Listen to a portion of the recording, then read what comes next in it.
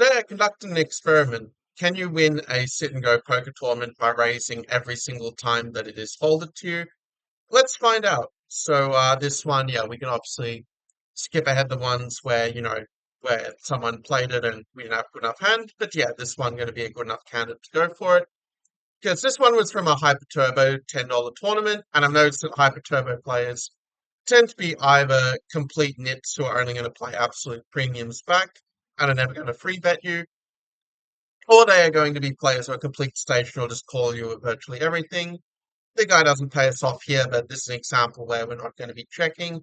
These players are so soft that we can just call them down very light. And some of the ideas I kind of picked up actually from some reading that I was doing, where I sort of realized that okay, if you are basically able to play like any, if your opponent's never free betting, you can basically profitably raise by any two cards. That's kind of the hypothesis I was sort of testing in this event, and it did seem like, yeah, people were just folding way too much, and the few times that they did defend, as we see 8-3 get through here, well, they were just playing very badly post flop, so we're able often just to see that and just take it down.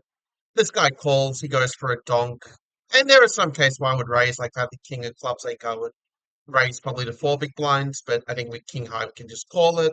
We kind of think the king quite lucky. I think okay, he's going to pay us off anyway when he goes two lines because it's just a lot like a flush draw is trying to just bluff. But okay, he folds. And we pick up another big pot. Now we're a massive chip leader. Jack ten actually a hand I would consider sort of folding in a pre-flop actually. I mean, I guess when a chip lead we can't get away with it more, but yeah, when a guy jams, we obviously fold. But yeah, that's the first time that anyone had three betters in the whole tournament. And probably the reality is that the guy just had probably just had aces, given that we didn't get free bet any other times. As I yeah, accidentally clicked the wrong thing there, but okay, we're back to where we were. If you are enjoying the video, yeah, do make sure to leave a like because this guy now folds to a min raise because this guy was folding every hand. It's kind of funny, but yeah. If you're enjoying the video, do leave a like. Also, subscribe if you haven't already, as we see another raise get through. And yeah, this one like ace deuce. Yeah, I decided to okay, maybe we have to raise first in every single time, but we can still mix up our sizing and the sort of ace high is just a really good candidate blocking the calling range. Obviously, when someone jams us, we get out of the way. But yeah, you can see yeah with like the jack six, like they all just folded, and okay, the guy had queens, but fortunately had like 1.5 big blinds. So we don't lose much with our raise any two card strategy. Yeah, when this guy checks, I figure okay, there's a good chance we're good here. We can just apply some small ICM pressure, and yeah, this also just looks a lot like kind of a a hand that sort of like is just kind of bluffing at it, so he might fold quite light. But it's also true we are blocking 7-6, kind of a bit of a mergey sort of hand, and he does end up folding. So yeah, we end up just jamming once again because yeah, this guy has to fold very tight. It's why we're going to can jam a very, very wide range.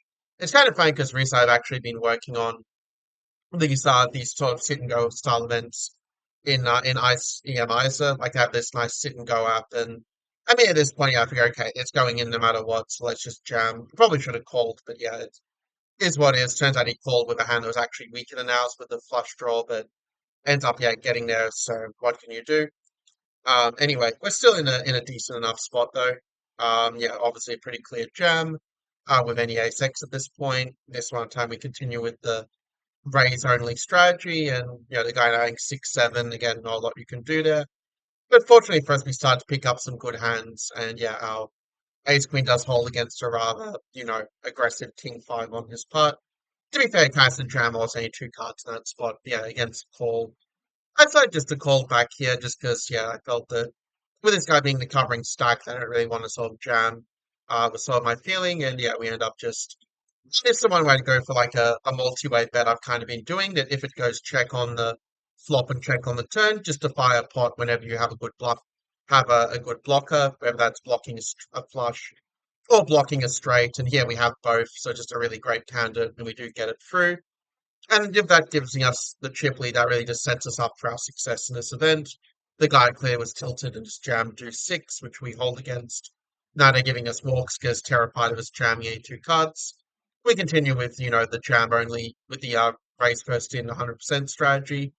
And the guy ends up like folding, even though he should call A2 cards. And yeah, at this point we are just applying ICM pressure. I think the guy was actually sitting out in one of these, like the guy who folded was like sitting out. So then it was almost like heads up at this point, and okay, he ends up getting there, but all right, we end up yeah just going for it again, and this guy just keeps folding because it's like okay, hopefully this guy will come back and I can make the money, but it's getting to the point where you can just jam any two cards pretty much because of the ICM pressure, and you should just call there, but yeah, like I said, these guys are just really really bad at hyper turbos, and yeah, we do end up winning against Ace Deuce, and finally yeah we're playing against the player who's not here, and yeah we just win like that. So a bit of a shorter video, not as much analysis per se, but it shows the experiment was a resounding success. That when it comes to these hyper turbos, when you sort of notice the table is quite passive and that they're almost never free betting, it basically gives you carte blanche where you can basically just raise with like any two cards first in. Obviously, if somebody limps or if someone raised before, you're like obviously you're not going to do that. You're going to be very intentional with your range, as it were.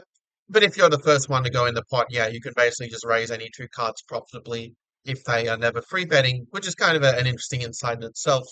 So let me know in the comments below. Is this something that you're going to experiment with as well? If you have some other thoughts, this idea that you can raise any two cards properly if they never free bet, definitely just hear that in the comments. But yeah, on that note, I will see you in the next video, and yeah, take care.